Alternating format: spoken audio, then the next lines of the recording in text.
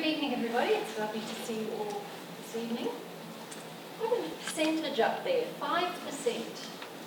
It might shock you, but from research done at Helsinki Business School, they found that only 5% of communication hits its target. Now, according to statisticians, that's a purely chance event.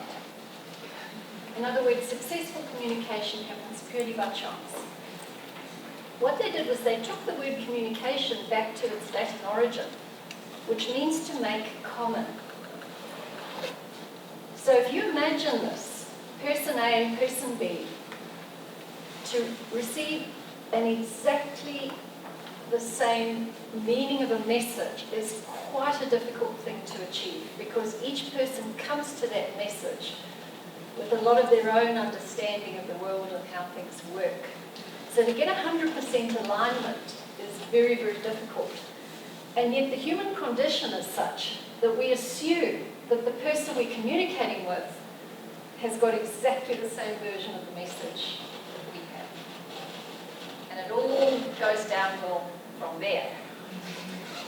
So the person who did this research, a man called Osmo Weo, came up with his Murphy's Law of Communication. So I thought you might be interested in this. If communication can fail, it will. If communication cannot fail, it still usually fails. If communication seems to succeed in the intended way, there's been a misunderstanding. I love that one. If you are content with your message, communication has certainly failed. If a message can be understood in different ways, it will be understood in the way that does the most harm. There's always someone who knows better than you what you meant by your message, and the more you communicate, the faster misunderstandings propagate. Now, when we misunderstand each other, when people end up doing something different than what we expected, when we're working at cross purposes, what flows on from that?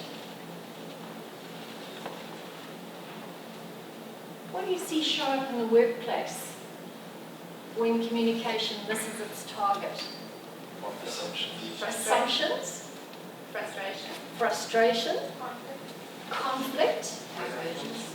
Divergence. Meaning? Everything seems to split apart, right? Yeah. So there's a lot of dissipation. It's the shotgun versus the rifle kind of approach. So what impact does that have on cooperation? And there isn't any. Hard to work together to achieve a goal. Yeah. And then the flow and effect to relationships. Yeah, people start to get angry and frustrated with each other. And it means that the next time they get a communication from you, they're filtering it through all of their frustration from the one that you sent 3 years ago, that you've moved on past, but they haven't. Right? So if you imagine, I like to think that I saw once on the Discovery Channel a picture of an avalanche. And what amazed me was, this huge, massive snow coming down the hillside, and there were some wooden shacks ahead. But before the snow hit the shacks, it was the power of the air moving that hit the shacks. So what I want you to think about is every time you communicate with someone, there's the force of the air of all your previous communications hitting them first. And it's either going to be a very positive experience or it's going to cause devastation, which is what happened with that avalanche. Now, we focused a moment ago on your frustration triggers. So what I'd like to get from you is, what are some of those situations where there's a loss of cooperation, some specific situations, because then we can start to wrap what we covered tonight around some of your challenges that you face in the workplace. So where do these communications break down? Where do people get frustrated? Where do relationships get put under strain? Somebody dominates conversation. Oh, yes. Okay.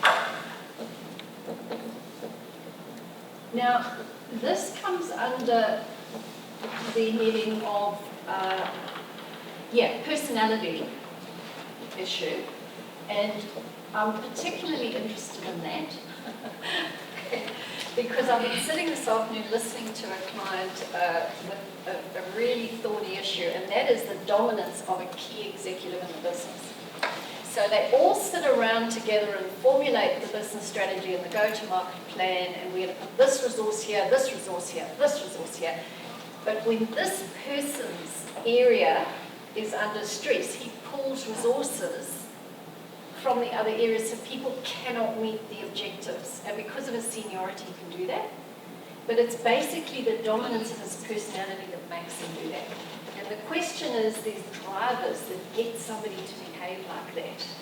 And often it's anxiety, right, that drives them. It's not an aggression thing, it's actually almost a weakness, is that they're feeling vulnerable, and that forces them to take that kind of action. So someone who not only dominates the conversation, but could dominate the resources as well.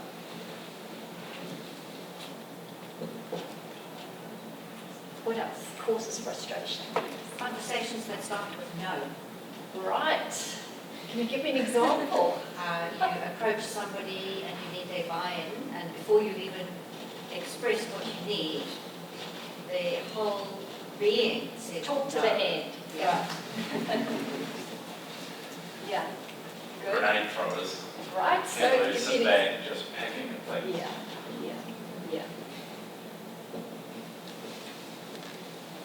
So this is focusing a lot on behaviours, isn't it? There's other things that are situational issues to do with tasks, like people getting two conflicting instructions or messages. Has anyone watched that 7 Red Lines video? Yeah. So that's the kind of thing we talk about. So conflicting demands, requirements, instructions, messages, priorities can be a huge source of frustration for somebody, and also changing. So each day you come in and the spec has, a lot of spec keeps changing. Okay. Now please feel free to, if there's something else you want to add to this list, please tell me and I'll just add it as we go. What about like later planning or going into a meeting with an agenda? So you get through a meeting Oh, yeah. and you don't even come out with anything. Yes, so I'm going to use a phrase called a hidden agenda. In other words, somebody comes in with a preset agenda, and you find whatever you do, they just keep steamrolling through. And so it's a hidden, it's not a visible one, but it tends to dominate where you end up as a group of people. So absolutely that occurs. Different expectations. Different expectations, yes. And, that wouldn't be such a problem if they were aligned, but when they are, actually it's impossible to meet both, then it gets really, really difficult for people and incredibly stressful. There was another one. Tap on shoulders. Okay. I like the word Teflon, and I'll tell you why shortly, but do you want to just explain to everybody? They don't take, you won't, there's nothing they're actually responsible for, they just won't do. It's amazing how some people just can get away with that. It's just extraordinary. There was one more. Let's take one more. Oh, we've got 2 more. All right, 2 more minutes. Micromanagement. Yes, beautiful. And that's something to do with this sort of personality, micromanagement. That dominant personality that just needs to know. In fact, what I was told was he was going through he's in a very senior position in charge of a lot of stuff. He's going through someone's charges for coffee where they took someone out for $7. Now, it's that kind of, so that's it's that kind of personality. So one more and then we'll, Functional conflicts, like Yeah. sales versus manufacturing. Good. Functional conflicts. Now, I haven't said very much about myself. You can Google me and, read the long version. But I've been working with the Institute of IT Professionals for about 3 years now, delivering people management workshops. And, people say to me, I've got a problem with a colleague, will the people management workshop cover that? Not really, because managing staff, or if you're a Scrum Master and you're responsible for an outcome, it's a slightly different dynamic to when you're dealing with colleagues. So some of the principles are the same, but this is kind of a special area. And what we're going to cover tonight is relationships in general. It even works with people at home, so you can take some of these principles home with you. But I have a social psychology background, so I'm particularly interested in how people behave and why they behave in a certain way. And I do a lot of work with engineers and accountants as well, and they all tell me that they did nothing, zero, in the area of people for their degree. And today, their success depends 100% on the people around them. And so what I'm interested in is how people manifest their personalities in the workplace, but more importantly, how we can succeed in business, because I'm a great believer in the fact that there's no better way to evolve the human brain than through the vehicle of business. I'm a great believer in that, and I believe that our workplace is the dojo hall for the mind, and that every day when we come to work, we have an opportunity to grow our brainware. The problem is we often create these kinds of stresses in the workplace that literally shrink people's neural networks. It's a process called pruning. And so under stress, the brain cannot perform its best work. Now, is there anybody here who is familiar with the work of someone called Buckminster Fuller? Wrote an amazing book called Critical Path, very, very thick and very, very long. But I used some of his concepts on a workshop with a technology firm a couple of weeks ago, and someone started quoting him in the group back to me, and which was quite inspiring. And we were talking about dysfunction, pretty similar to this. And someone says, what do we do about all this dysfunction? And she says, well, Bucky says, what you do is you create a new system, a new way of being that makes the old one obsolete. And that's absolutely correct. And I think that that is really what Agile is aspiring to, isn't it? Creating a new way of us working together that makes the old way obsolete. But in order for it to work, we need to make some changes in ourselves. And just using an Agile methodology without us changing the way we think, feel, and act as people is not going to get the best value out of it. So let's begin with us. And what we'll look at is cooperation communication. Maybe change our perspective on how we look at these things, and I hope that you will find that that's the case. Because if the easiest thing for us to change in anything is our own perspective. Getting a common communication channel, and I'm going to use a model called transactional analysis. Anyone familiar with that? Eric Byrne's stuff. Brilliant. Right? Stood the test of time and still is one of the most powerful tools to use today in our relationships with people and controlling ourselves so we don't behave badly. And also looking at the impact on our relationships of a guy called Albert Mehrabian's 3 Bs. And then look at how we build healthy and strong relationships and how they can become assets for us. So let's remember, for every action there's an equal and opposite reaction. And nothing you do in a social setting doesn't have a flow-on effect. Everything you do has a flow-on effect. And that's why it's really important that before we do anything with people, we choose our input very deliberately. So that's what we're going to look at tonight. The things I'm going through with you are literally the things I've used to stop me committing murder. It's kept me out of a lot of trouble. But it's also helped me to manage my stress. Because guess what? I'm one of these people that you've described. Right.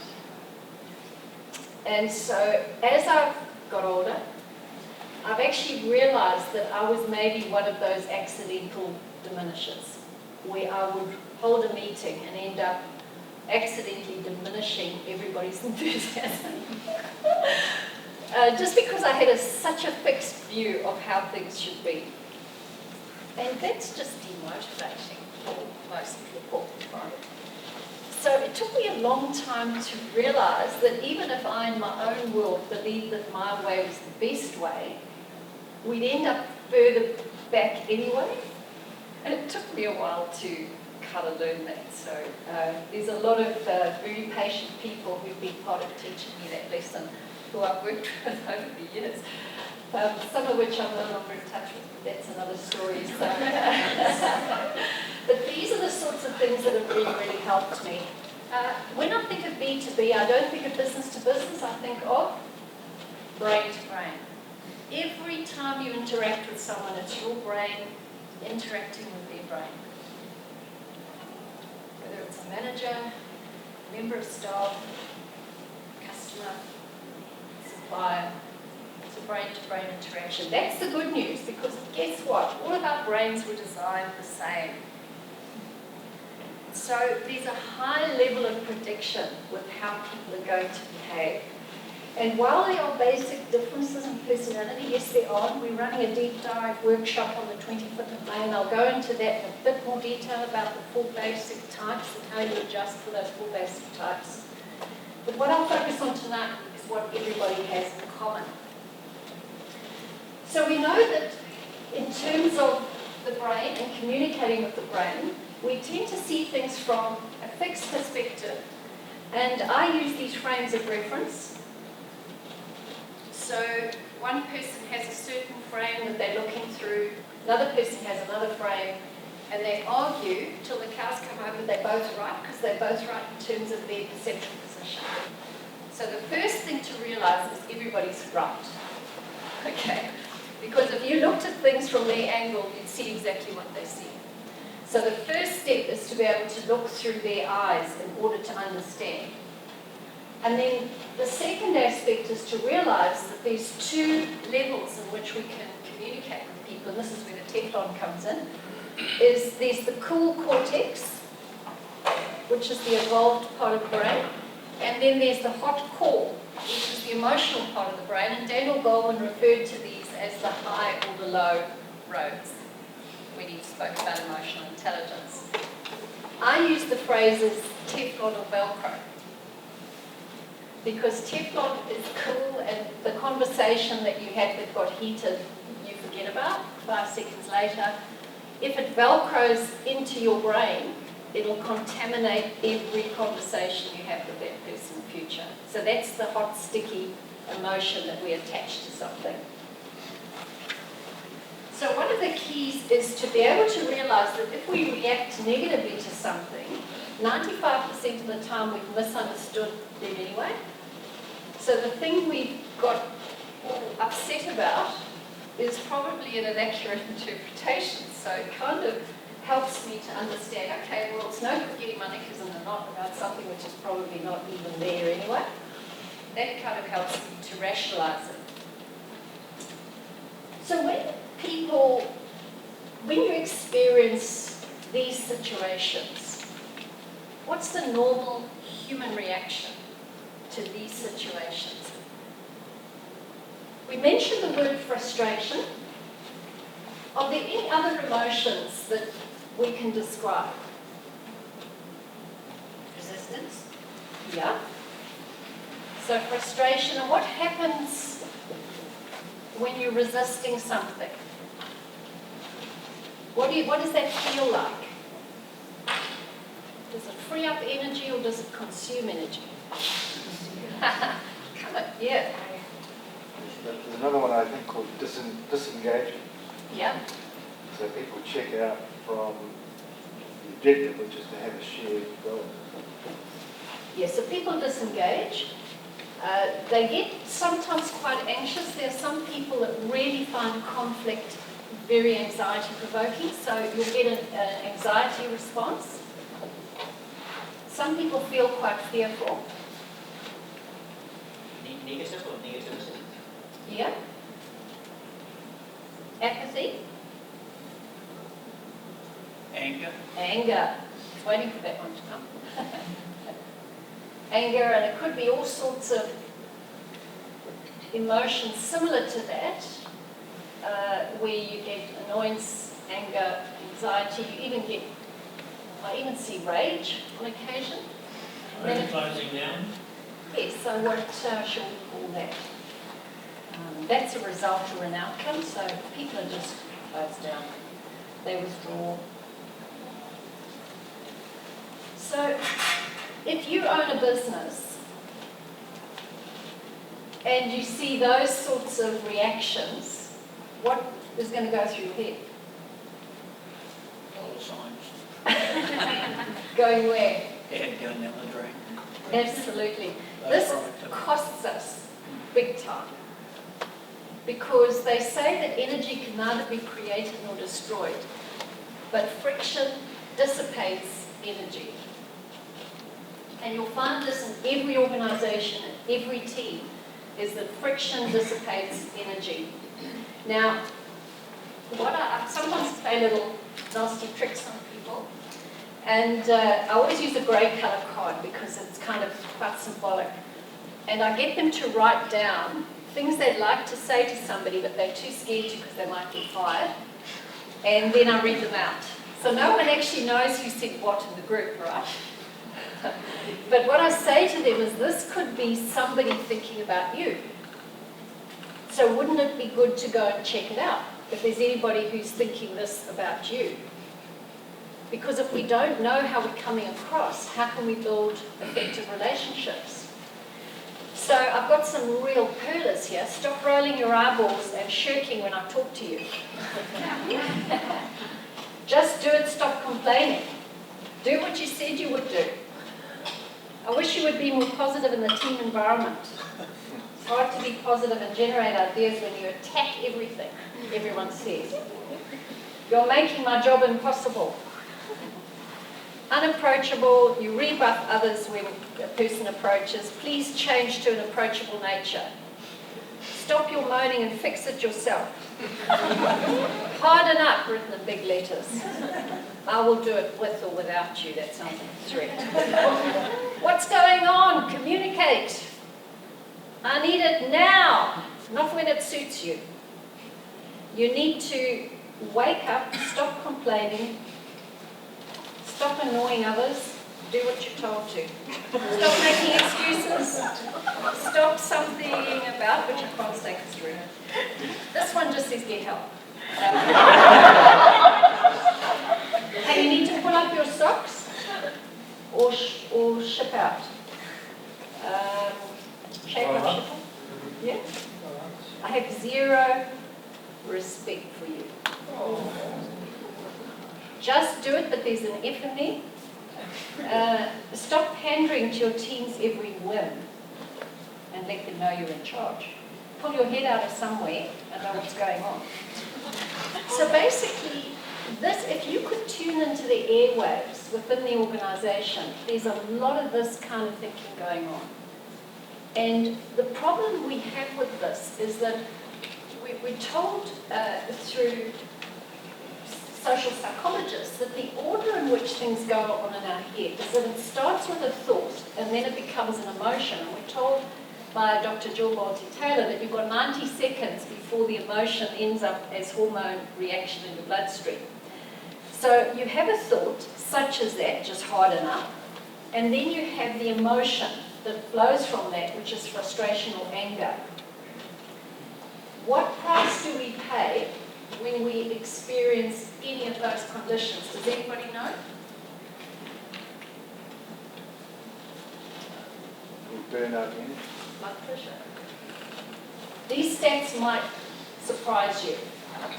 Anger drops your heart efficiency by between 5 or 7%, and according to cardiologists, that's actually quite serious. From research done, when you're hostile when young, you're 7 times more likely to have died by age 50. Anxiety is linked with impaired immune function, increased cancer, metastasis, viral and infectious conditions, atherosclerosis, blood clotting, accelerated type 1 diabetes, and if we don't have enough to worry about, they've now invented a type 3 diabetes, so that's linked with Alzheimer's. Job aggravation means you're 5.5 times more likely to have cancer. The depressed have 4 times the rate of heart disease death. Death rate is 3 times higher as those with life stressor. And this is an interesting one. because I want you to think about all the opposites of those emotions, all the opposites, because opposites of those emotions, joy, excitement, exhilaration, hope, happiness, all of those are really, really good for your immune system. And what they found is they followed up people who'd had heart attacks, and they were in two categories, people who are pessimistic about life and people who are optimistic about life. And they found that 21 out of the 25 pessimistic people had died at the 80-year mark. And of only 6 out of the optimistic out of 25 had died. So this is fundamental to your physiology, is how you feel. And what have we just said about where your feelings come from? Your thoughts. Your feelings do not come from your situations. They come from your thoughts. And so all of us are almost like CNN reporters. We walk around narrating our experience in our heads. And some of us are doing that from a frame of reference which is disastrous and negative and atrocious. You know, why do I have to work with all these fools? And others can walk around with a bit of a Teflon suit. You see, maybe they're doing it to avoid, you know, a heart attack or something. They're walking around and they're just saying, you know, things are the way they are, so let me just register the way they are, and now let's approach from a place of warmth and understanding. Because 95% of the time I've misinterpreted what this person said anyway. Now, any questions about that? Does it sound impossible to do? No? Sounds achievable? Do we have a commitment in the room? Because this is the price you pay, right? So let's accept, these are some of the things that have really helped me, is to realize that most people see things from a fixed perspective. So if somebody comes in and starts to dominate a conversation, and I'm starting to go into a part of my head that becomes negative about that, instead I try to think, I wonder what situation this person's in that's causing this behavior. And because I've now labelled it anxiety, it's now non-threatening. If I labelled it aggressive, it would make me feel annoyed. But I see it as a vulnerability, not an aggression. And because I see it as a vulnerability, guess what I start to feel? Compassion. Compassion's a great emotion, you know, it keeps you alive longer. It's very expensive to get sick, so it's thoroughly recommended to feel a positive feeling towards other people. And you're doing it, you know, for no one other than yourself. Because you want to stay alive longer and be healthy. So it's a very good reason to do it. Most people act to be seen in a positive light. It's part of our wiring that we come across as competent. So if someone says, have you finished X, Y, Z, and you haven't, there's a big part of your brain that's going to want to mess with the truth, right? And the danger is someone's going to say, that person always lies. You can never trust a thing they say. No, it's just survival. It's self-protection and survival. And if people trust you, they will always be honest with you. The key is to build up trust. So if someone is battling with something, instead of trying to preserve themselves with a big brick wall and tell a whole lot of things which aren't true, they'll just fess up at the first available opportunity and say, I don't have a handle on this, I need help. Right? But they will only do that if they trust you. That comes up on the relationship building. Most judge themselves by their motives and others by their actions. So what does that mean? We'd like to interpret that for us.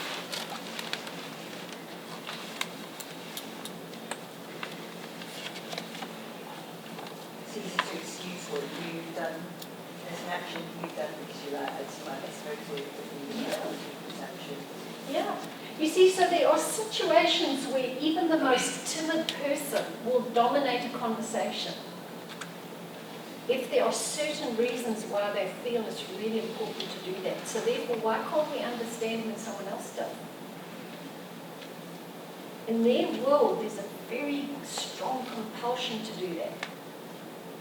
So the question is, how can we work with people in a way so that their strengths count and their weaknesses don't? And that's the frame of reference that I think of as leadership. You know, leadership can come from anywhere. Leadership is something a situation needs. And that can come from everywhere. And understanding that human brains are driven away from pain and driven towards pleasure means that people will come in with an agenda. Some people are driven by compassion for others, and so that'll be their main agenda, and they want to make sure everyone's feeling okay. Other people are driven by getting the task done, and therefore they'll interrupt and annoy the other people that are worried about everyone having a say. But everybody's doing it because of their own reasons. And if we understand that, and let's give people the benefit of the doubt, that they're doing it from a good place, even if from the way we're looking at it, it doesn't look very helpful, you'll find that there are very few people that are psychopaths. People don't care. You know, some people come across that way, but really underneath, their hearts are generally in the right place. Only a few of the really bad ones sneak through the selection process. Now, what has helped me enormously is I found the voice in my head that permanently criticised other people was actually really hard to control. Does anyone else find that? You know, you get an email and all you can see is the error on line 2, kind of thing. You know, you miss the whole essence of the communication. And so I was really intrigued with why this is. Why am I so critical and picky? You know, quite apart from the way my mother is, but that's a whole other story. But so when I learned about the parent-adult-child model, everything clicked into place, because what Eric Byrne helps us understand is that when you're very, very young, you're basically like a recording device for your parents', you know, personality issues, basically. And so between ages 0 and 6, our brains are almost in a hypnotic state. They are just super absorbent. And everything going on around you gets hardwired onto the hard drive forever.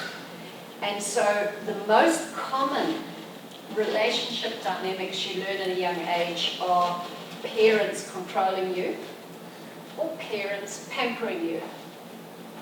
So you end up into one of those two camps. You're either a controller or a pamperer. Right? Do you know which you are? Yes, I'm actually very self-aware, which is great. Okay, so it's kind of, it's a drive, you know, people have.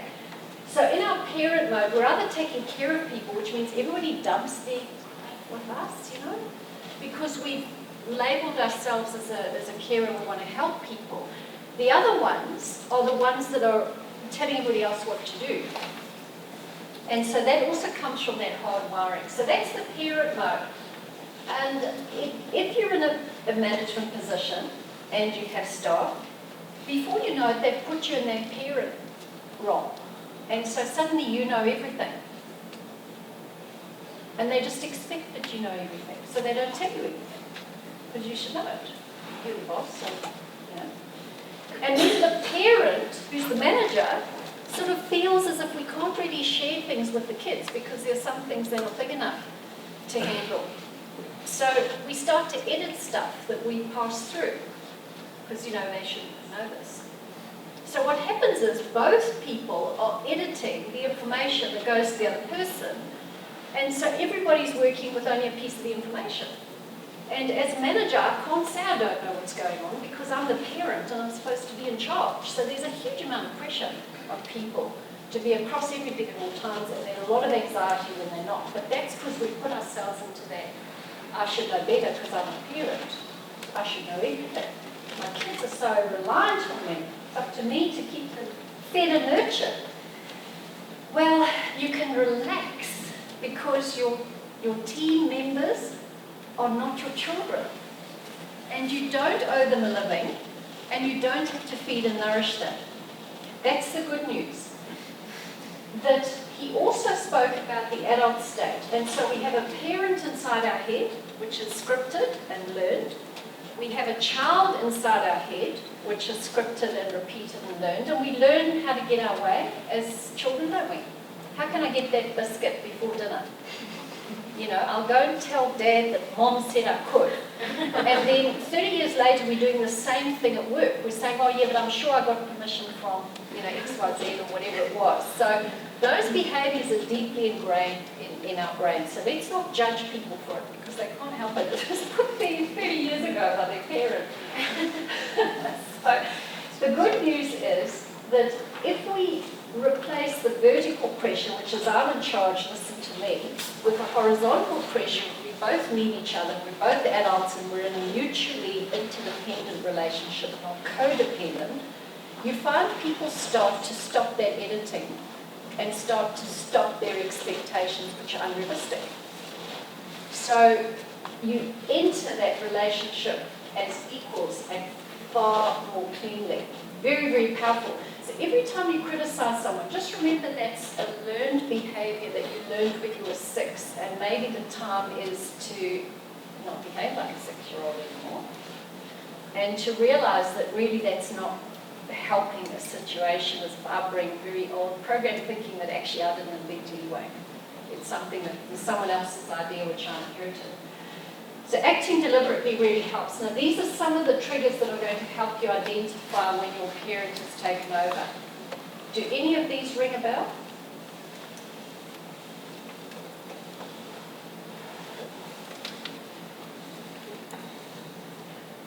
A couple of them do. This one here, don't want responsibility in case it goes wrong.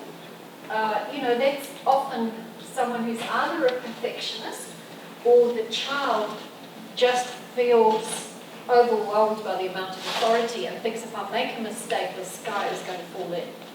And therefore, I'd just rather not risk anything. So we get back to those same issues of frustration, disengagement, people close down, they withdraw in a parent-child environment. So think about your own workplace. What sort of percentage are in that parent role? What sort of percentage are in the child? And what percentage are in the adult? I won't ask for an answer. It's just a rhetorical scan of your workplace. And every single parent style and child style is costing the business in some way.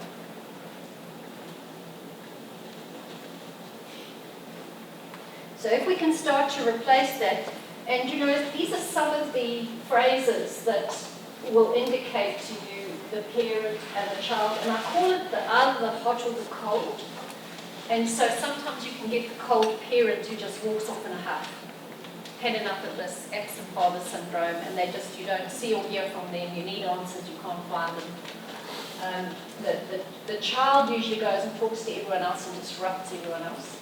But these are some typical, you know, the little professor is, I told you this would happen, you know, I told you so.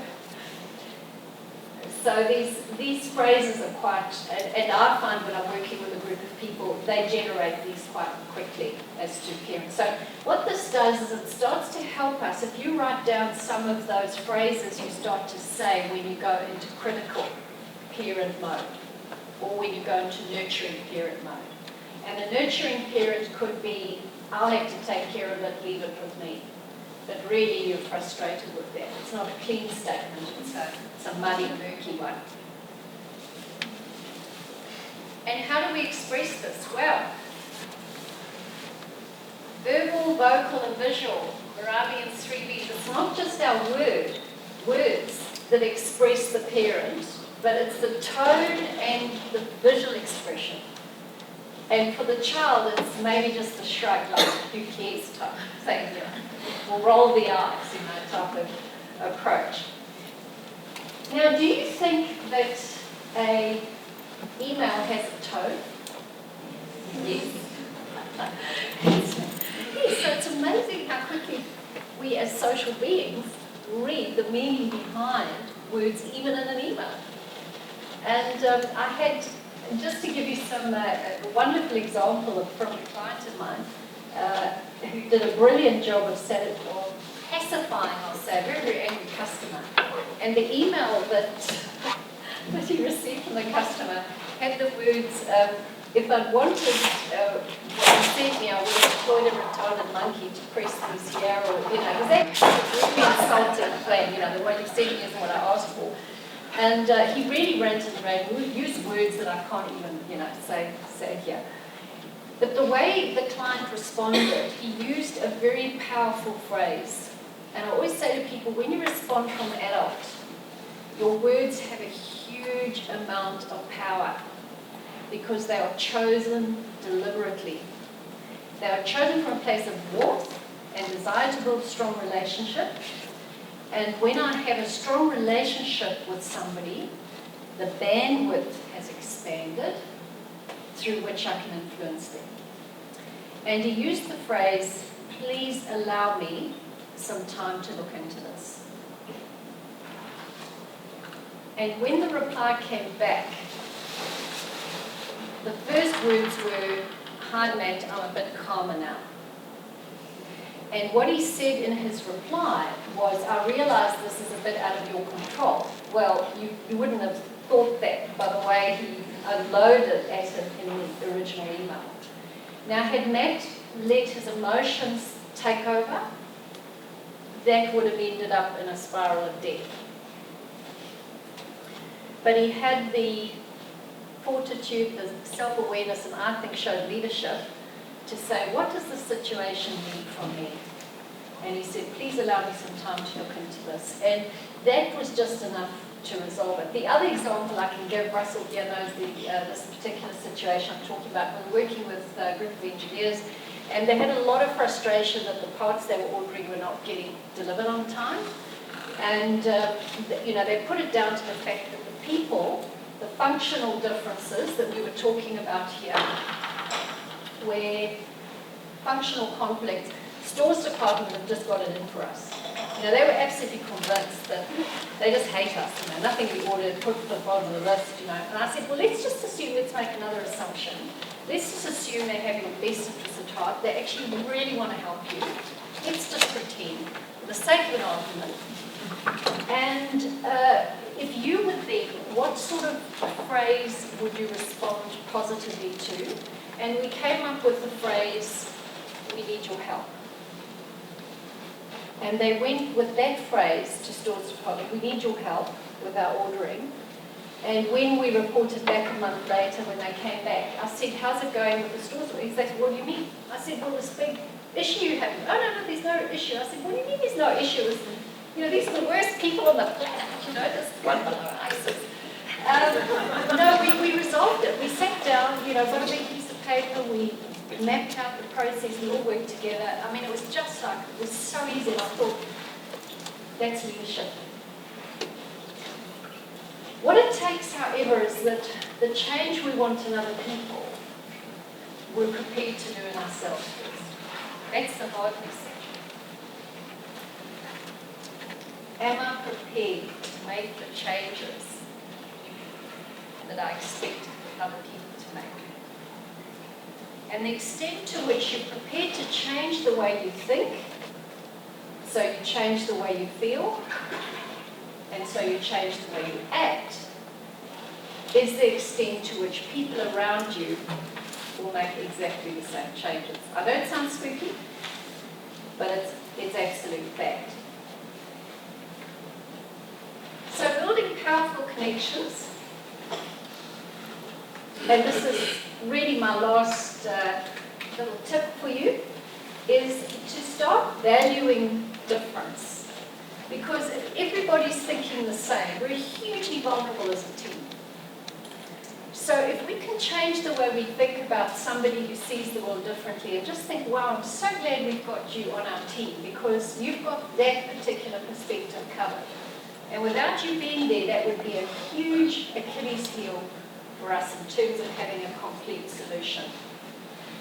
Be less like yourself when you're with other people. So if you know that you're a dominant personality, if you're meeting with someone who is exactly the opposite, if you become less like yourself with them, they will become stronger in their assertion. And it's almost as though as you move towards the center of the continuum, they move closer to you on that particular quality as well. see things from the other person's perspective, and it could just be a phrase such as, just explain a bit more about that to me. And just that effort to find out how they see the world goes such a long way to opening up those relationships.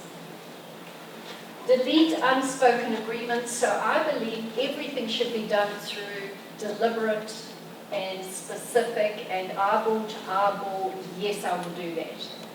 Don't assume because you've sent the email the person has not only read it, they've understood it, they've got the correct message, even though that only happens 5% of the time, and they happen to think it's the most important thing on the planet. And nothing's going to get in their way of delivering it either, because I mean that's a lot of things to line up. So we have to really, in the same way we're all programmed to drive down, I drive down the left-hand side of the road, you do the same. That's a social agreement. We can only succeed if we agree with each other how things are going to work.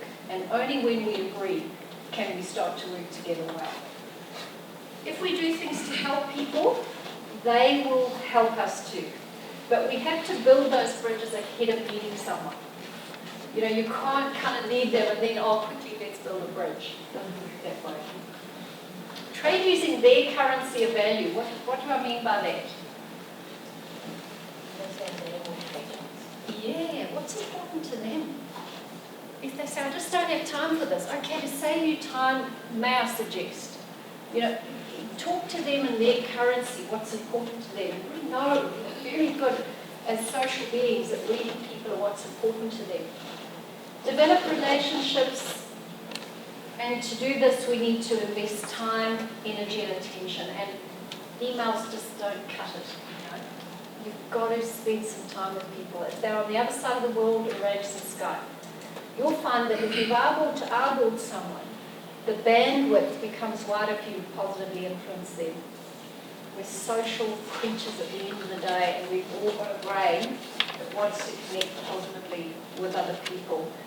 And you'll find that if you do this, you will grow your personal balance sheet. Those relationships will become powerful capital for you in your need to achieve results in your particular role. So I think, I was listening to John Sullivan again the other week in the talk that we did last year, and Agile's become a lot of different things. And I was just smiling because for him it's become continuous improvement, almost Kaizen, back to quality circles and so on out of Japan. But I think Agile is that new way that will make the old way obsolete. And I think what it does is it starts to even the playing field, where we all have huge power, we do.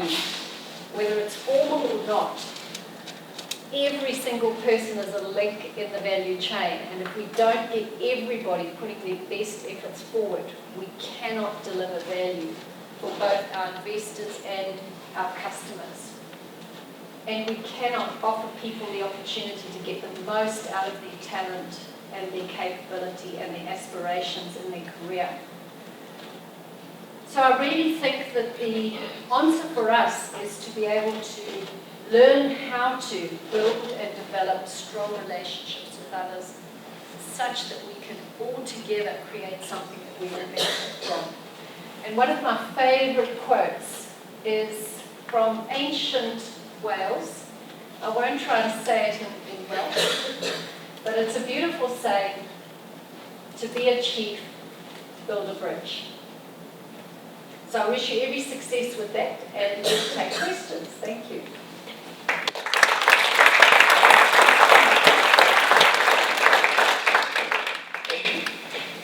So there's 4 questions on the slide at the moment. So I'll just run through them and maybe Cherri here can give us some answers. So from Ashar, is it possible that you aren't 100% controller or 100% hamperer, but a combination of it in general or from situation to situation? You won't be insulted if I say I only get that sort of question from technical people. Oh, is it true? I come from social sciences and everything's always blurred, in our world. And I realised, so yes, I must apologise for sort of using 100% without, really meaning that. You're right, everything is on a continuum. Absolutely true. So you'll just find some people tend towards this, but then they'll walk around the corner, have another conversation with someone and go into a different mode. And it's almost like there's another dynamic there that triggers something different in them. I think it's just about promoting our self-awareness so we know our own triggers and we know the situations that make us behave badly. And if we don't know, let's find out. Because if we don't know what our weaknesses are in relationships, we are busy contaminating the workplace every day we go to work. We just are. You know, there's a huge price we pay eventually because no one wants to work with us. Okay, so next one is how would you get peers to understand and act horizontally instead of being your parent child? Now, we don't mean horizontally, and I'm not encouraging that. I just think to be perfectly clear. You know, I think it comes back to, well, let's test the audience, shall we? So what advice would you give? So how would you encourage others to stop using formal power and instead use a more collaborative, cohesive approach? What's the very first thing you've got to do? Where do you start? With yourself, right? So what we have to do is do a little bit of adjustment in our own head. Number one, start to listen to how we are narrating their behaviour, because by saying I need to get them to work horizontally, what have I actually done? Yeah, I've judged them as being different to me. And the moment you pass a judgment, it's like that air before the snow that hits the person and almost locks them into position. I've judged you now as not doing things correctly. So I have to adjust that in my own head, because whether I like it or not, that's going to leak out before anything I say. I have to adjust it in my head and then say, right, I just have an idea that maybe this person hasn't thought about. What's the best way for me to put this across that doesn't come across as if I'm being critical, because that's not going to work. Hey, I've had a suggestion. So that it takes a bit of practice, but if you can do it with a colleague, and just say, if I said this, how would you react to that? Just practice with each other until you've got rid of all that parent or critical stuff. Yes, we've got a question. Say, only say what and why. Don't say when, where, how. Right? So don't tell people what to do. Tell them what you want them to achieve. Yeah. So here's a little tip I'll give you. Instead of what I want you to achieve, I always say the request has come from two sources. It's either come from people who have invested in us, although I don't it's my implication. Either someone who's invested needs a return on the investment, or a customer who's paying and needs value for money. So the request never comes from me. Do you see that? Because the moment it comes from me, it's back to that parent-child. You're doing it for me because I told you to. But if you're doing this because this is a highly visible project, and when this goes well, there'll be all sorts of opportunities down the track, that's a different kind of reason for someone to do something. Does that make sense? All I'm saying is customers got a huge expectation. What can you contribute in this situation? That can make a huge difference to how people receive an instruction. I had a story. I went into a new boss, CEO. And I went into the meeting and I realised I was approaching it like a parent-child relationship. Yeah. And the second meeting I had with him, I just walked straight in and I told him, these are the stories that I'm telling myself as to why what's going on here. And I came up with these different stories about what was going on, and it just changed our relationships. I grew on that adult relationship. It's amazing. Yeah, it's just been brave enough to come out with the stories that I was telling myself about. Talk on the level. Now, some people say to me, what happens when they don't respond? And look, it can happen. You can go in with the right attitude, no judgment, put your cards on the table, and they just don't have the wisdom to deal with that. And that's just a situational observation you need to make. Not to judge them, but just to say, okay, now I understand what I'm dealing with. Now let me decide what the best thing is to do. And sometimes I suggest to people, look, just don't say anything. because you've also got to think of yourself and what's safe for you, right?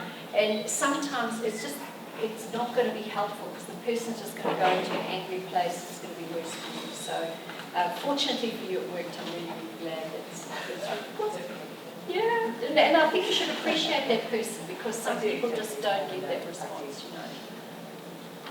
So the next one is, what's your view on collaboration tools like Slack and Skype that make them discourage face-to-face communication? You know, I think look, there's some great technology. I was working at a tech firm yesterday. We were running a workshop, and suddenly this voice came booming, you know, sort of sense around, and everyone just smiled and said, "Oh, it's the update," you know. And then I saw graphs appear on screen. This voice came out of nowhere. It was really exciting. It was fantastic. So I think the technology tools available today to brief and connect people are fantastic. My advice to them was that everything they do is technology, but they can get an opportunity to get on the phone. And so what I said to them was, if a relationship is important to you, even if you can't eyeball to eyeball, let there be a voice. Because when you leave a voicemail message and then send an email, it lands completely differently than if it were just an email. So, you know, we have some great tools where you can actually see people these days and you can physically eyeball them, and that's great if you can do that. Sometimes time differences make that very difficult, but that's the optimum. Otherwise, you've got to get really good with writing fantastic emails that are brilliant. And just one last thing, please, never, ever put any of these emotions into an email. That avalanche I spoke about, huge distraction. So only ever write an email which is either very, very neutral, where the person could not possibly work out your emotional state, or make it warm and positive. And this is not to sort of paper over the cracks, that's not what I'm talking about. It's just that face-to-face is the best way to deal with anything that is complex or where there could be a grenade type fallout. So we need to handle that really, really carefully. And it's also goes back to that 5%. Yeah. And it's really hard to show that you've got that 5%. That's absolutely right. And so these are things, should I mention there's something about the 25th? Okay. Yeah. What we'll focus on at that, which is a deep dive workshop, is a little bit more about self-mastery. So maybe how you can start to change some of the thoughts that go into your head, that go on in your head that just kind of want to, you know, sort of slip out in a meeting. And it was very encouraging. A couple of months ago, I was working with people who said, look, they just found there's a lot of frustration in the workplace, a lot of uncertainty, a lot of stress. And would I be able to, is it possible that I can change my thinking quite quickly? Because I really need to show up in a positive frame of mind at work. And I said, yes, you can. If you focus on it, just every single day, be very aware of what you're thinking before you walk through the doors in the morning at work. I said, you'll be surprised how quickly you can change. And I got a report back 4 weeks later. Somebody swore it took him 3 days. I said, genuine? He said, yes. Within 3 days, I'd completely changed my demeanour. And he got confirmation from other people in the room that they'd noticed the difference. So, I think it happened to me when I saw, I've got a quick story. People say it takes 21 days to change a habit. Well, I saw a program last year on one of these 60-minute type programs which said that it's good for you to stand up at work. Did anybody see that? The research done into standing while you work? So from the next day I stood and I never sat down again. So it didn't take me 3 weeks to change a habit because I had a strong desire and I was compelled through something that I thought would be in my best interest, and I just changed like that. And so I feel the human brain, although it's been programmed, when you have a strong desire to do something, you can do it instantaneously. Isn't that exciting? I just love that. And that's something we all have in common. So I wish you every success with that. Thank you. I think that's it.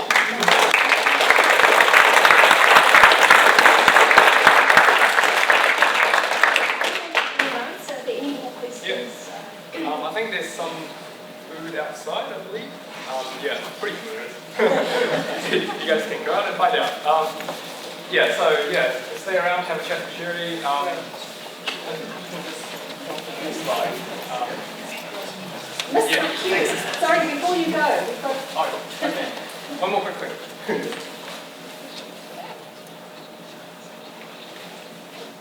Yep. As Cherri mentioned a few times, we've got a deep dive on the 25th of May. It's going to be somewhere here in AUT. I don't think we've confirmed the venue yet, but keep a watch out on Meetup. And thank you to our sponsors of Austerity, ASB, Halo, and also our venue sponsor, the Software Engineering Research Lab that Jim runs here at the UT. And yeah, so stay around, have a chat, there's some food, and yeah, nice seeing you guys here. practice your new relationship skills. Thanks so much. I'd like to recommend a book I've just read called The Idiot's Brain, Oh, good. which reinforces concept. Acknowledges the fact that You missed 20 minutes before us.